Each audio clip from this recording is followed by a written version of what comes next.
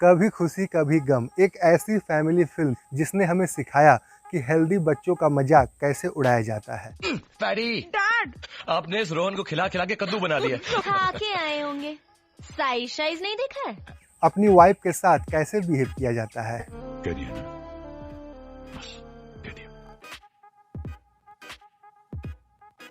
तो दोस्तों आज हम लोग बात करने वाले हैं कभी खुशी कभी गम के बारे में, जो कि रिलीज हुई थी साल 2001 में और उस समय पर इस फिल्म का बजट था 40 crore.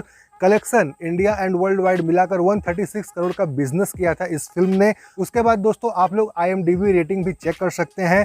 7.4 out of 10 IMDb rating इस फिल्म को मिली हुई है। और इस रेटिंग को देखने के बाद मैं बस एक ही बात सोचता रहता हूँ, कौन है ये लोग,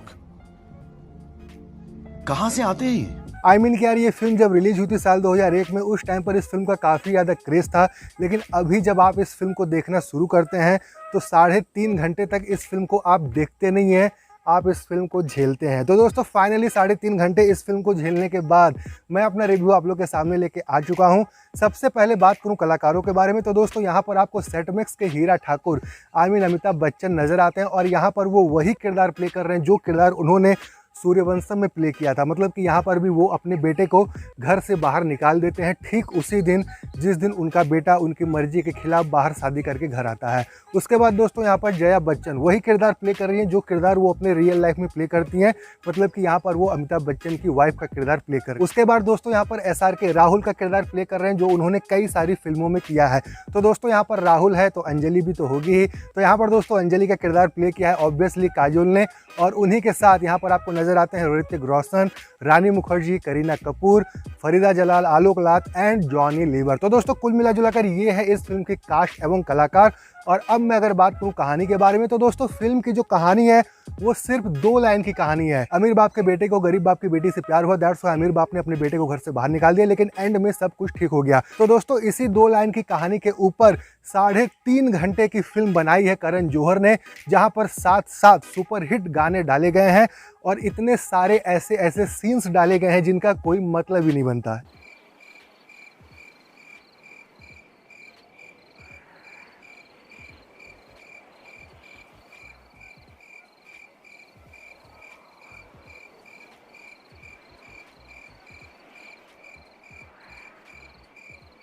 इसी टाइप के सीन्स यहाँ पर आपको 5-6 बार देखने को मिलते हैं, जिनका मकसद बस यही है कि फिल्म की लेंथ को और भी ज़्यादा लंबा करना। तो दोस्तों फाइनली अब हम बात करें फिल्म की कहानी के बारे में, तो दोस्तों फिल्म की कहानी शुरू होती है जहाँ पर हमको बताया जाता है कि रोहन जिस कॉलेज में पढ़ता है उस कॉलेज में क्रिकेट मैच हो रहा है और आखिरी गेंद पे 5 रन की जरूरत है। लेकिन दोस्तों यहाँ पर रोहन आखिरी गेंद पे 6 रन मारकर साबित कर देता है कि रोहन इस फिल्म में कुछ भी कर सकता है। कुछ भी का मतलब कुछ भी। बचपन में इतना मोटा होने के बावजूद भी रोहन बड़े होकर ऋतिक रोशन बनेगा। बचपन में रोहन के हाथों में 5 उंगलियां हैं, लेकिन बड़े होते होते वो उंगलियां 6 हो जाएंगी। तो दोस्तों यहाँ पर रोहन कुछ भी कर सकता है। रोहन यहाँ पर सुपर हीरो है, ये बात आप लोग समझ लीजिए। उसके बाद दोस्तों यहाँ पर रोहन मैच खत्म करने के बाद अपनी दादी और नानी से मिलने के लिए हरिद्वार जा पहुंचता है और यहाँ पर ये 2 चुगलखोर औरतें जिनका काम इस फिल्म में बस कहानी को आगे बढ़ाना है, वो लोग रोहन के सामने एक बहुत बड़े राज की बात खोल देती हैं कि राहुल या नंदिनी का अपना बेटा नहीं है, उसे गोद लिया था उन्होंने।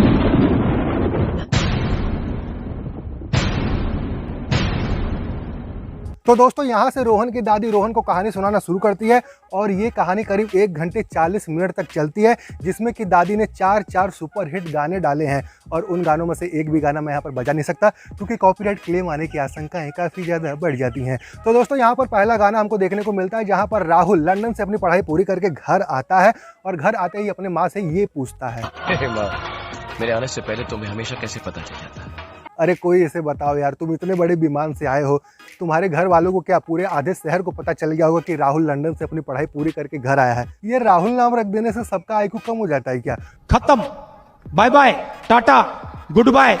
तो दोस्तों अब कहानी को आगे बढ़ाने के लिए यहाँ पर यशवर्धन रायचंद अपने बेटे की शादी अपने पसंद की लड़की नैना के साथ तय कर देते हैं और यहाँ पर राहुल की मर्जी के बारे में थोड़ा सा भी जानने की कोशिश नहीं करते, क्योंकि दोस्तों यहाँ पर यशवर्धन रायचंद का मानना ये है कि बच्चे जो है लंदन में पले बड़े कोई बात नहीं है, लेकिन शादी जो है वो सिर्फ घर के बड़े तय करते हैं। और घर के बड़े का मतलब घर के बड़े दादी नहीं, माता जी नहीं, सिर्फ यशवर्धन रायचंद। तो दोस्तों यहाँ पर यशवर्धन रायचंद राहुल की शादी नैना के साथ तय करते हैं क्योंकि वो नैना को काफ़ी ज़्यादा पसंद करते हैं।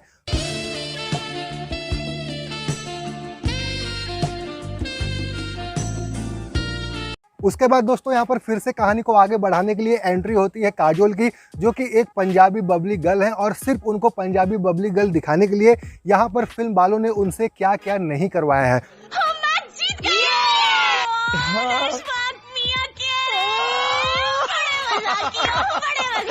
तो दोस्तों यहाँ पर राहुल और अंजलि एक दूसरे से टकरा जाते हैं, क्योंकि अंजलि चांदनी चौक में रहती है और चांदनी चौक में राहुल के घर में काम करने वाली दाईजान भी रहती हैं। तो ये दोनों आपस में पड़ोसी हैं। दैट्स वाई यहाँ पर राहुल और अंजलि टकराते हैं। पहले नोक झोंक होती है जिस तरीके से कुछ कुछ होता में हुआ था, फिर प्यार होता है जिस तरीके से कुछ कुछ होता में हुआ था, और फिर यहाँ पर नैना का पत्ता कट जाता है जिस तरीके से कुछ कुछ होता में कटा था। तो दोस्तों यहाँ पर भी आपको वही कहानी देखने को मिलती है जो आपने कुछ कुछ होता में देखा था, लेकिन फ़र्क बस इतना है कि यहाँ पर नैना को मारा नहीं जाता, क्योंकि यहाँ पर नैना का दिमाग काफी तेज है। नैना यहाँ पर बहुत ही सच्ची बात कहती है। और वैसे भी लड़की के साथ क्या करना है तुम्हें क्या पता। ये डायलॉग सुनने के बाद मैं सोच रहा था कि यार इसका क्या मतलब निकलेगा, लेकिन उसके बाद जब मैंने इस सीन को देखा,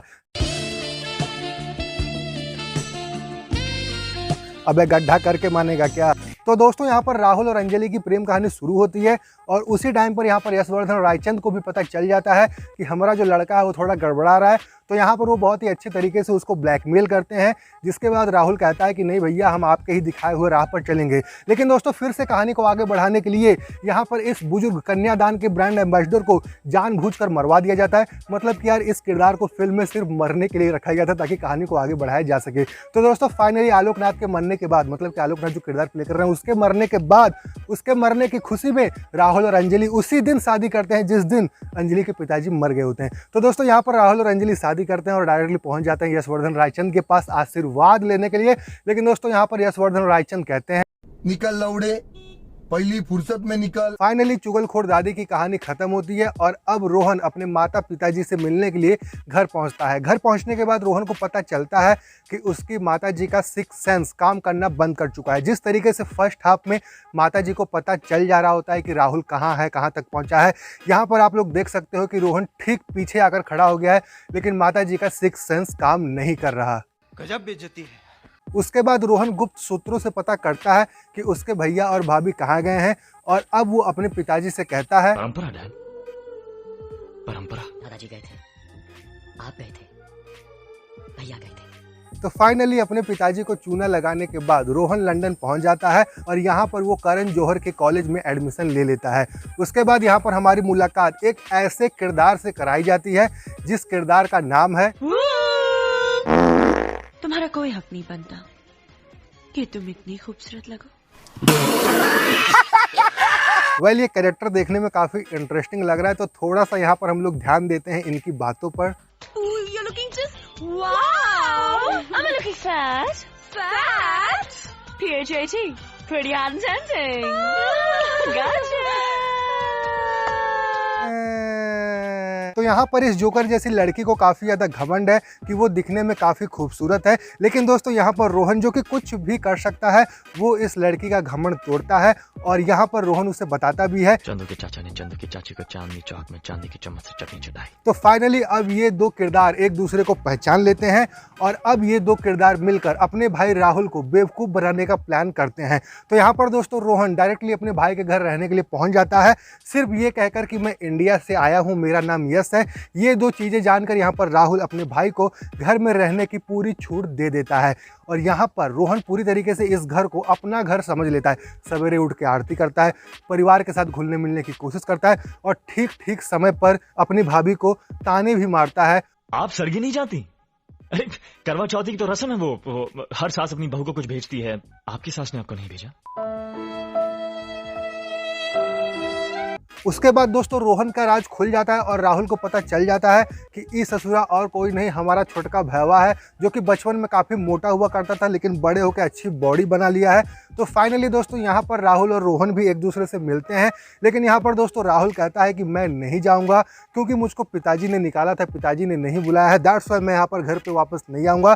तो दोस्तों यहाँ पर रोहन फिर से एक नई चाल चलता है, जैसा कि दोस्तों रोहन कुछ भी कर सकता है। तो यहाँ पर रोहन अपने पिताजी को फ़ोन करके कहता है कल रात मैंने एक अजीब सपना देखा। मैंने देखा कि आप और मॉम मुझे सरप्राइज देने के लिए लंदन पहुंच गए। उसके बाद यशवर्धन रायचंद मुंह उठा के डायरेक्टली लंदन पहुंच जाते हैं और अब रोहन का प्लान है कि राहुल की फैमिली और यशवर्धन रायचंद को एक ही मॉल में मिलाया जाए। तो यहाँ पर एक ही मॉल में मिलाया जाता है और यहाँ पर पता चलता है कि माता जी का सिक्स सेंस फिर से काम करने लगा है। बहुत ही बड़ी यहाँ पर एक हाइपोक्रेसी देखने को मिलती है। छोटे बेटे के लिए सिक्स सेंस काम नहीं कर रहा, सिर्फ बड़े बेटे के लिए सिक्स सेंस काम कर रहा है। तो दोस्तों फाइनली यहाँ पर रोहन के पिताजी को पता चल जाता है कि रोहन ने उनको बहुत ही अच्छे तरीके से चूना लगाया। दैट्स व्हाई यहाँ पर यशवर्धन रायचंद बहुत ही अच्छा सा इनाम रोहन को देते हैं, जिसके बाद रोहन का दिमाग पूरी तरीके से हिल जाता है। बहुत प्यार करते हैं आप, बहुत प्यार करते हैं आप उसे। कुछ भी। तो दोस्तों फाइनली अब इस फिल्म का 3 घंटा बीत चुका है और अब सिर्फ आधा घंटा बचा हुआ है और इस आधे घंटे को देखना ना देखना बराबर है, क्योंकि दोस्तों यहाँ पर आधे घंटे में जितने भी कैरेक्टर्स हैं सब अलग अलग तरीके से रोते हुए नजर आते हैं।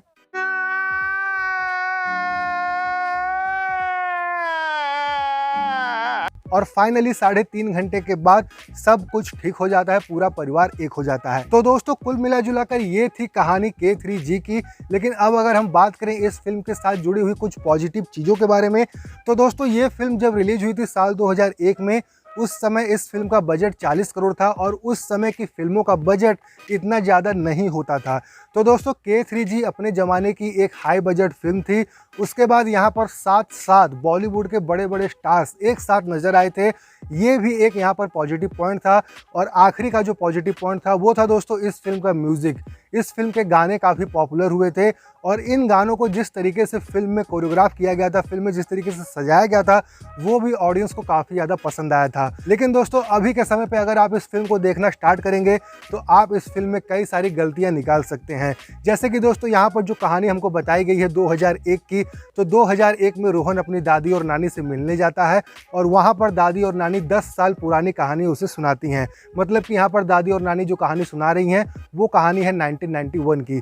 तो यहाँ पर दोस्तों आप लोग देख सकते हो कि 1991 में यशवर्धन रायचंद के पास LCD टीवी है, जो कि दोस्तों 1991 में नहीं हुआ करती थी। उसके बाद दोस्तों यहाँ पर यशवर्धन रायचंद और जया बच्चन जी जिस गाने पर डांस करते हैं खंडाला वाला गाने पे, वो गाना दोस्तों 1998 में रिलीज हुआ था। तो दोस्तों 1991 में किस तरीके से आप 1998 का गाना बजा सकते हैं। तो इस तरह की यहाँ पर छोटी मोटी गलतियाँ मौजूद हैं, लेकिन फिर भी इन छोटी मोटी गलतियों के बावजूद भी ये फिल्म एक कल्ट फिल्म मानी जाती है, क्योंकि जब ये फिल्म रिलीज हुई थी तब इस फिल्म को लेकर काफ़ी ज़्यादा लोगों में क्रेज था। उस समय काफ़ी लोगों ने इस फिल्म को देखा था, पसंद किया था। अभी भी कई लोग देखते हैं, पसंद करते हैं, लेकिन उसी के साथ साथ ये बात भी सच है कि कई लोग इस फिल्म का मजाक उड़ाते रहते हैं। तो दोस्तों कुल मिला जुला कर ये था मेरा रिव्यू। अगर आप लोग को पसंद आए तो आप लोग हमारे इस वीडियो को लाइक करें, शेयर करें, सब्सक्राइब करें हमारे चैनल को। मैं फिर मिलूंगा एक नए रिव्यू के साथ, तब तक के लिए जय हिंद, वंदे मातरम।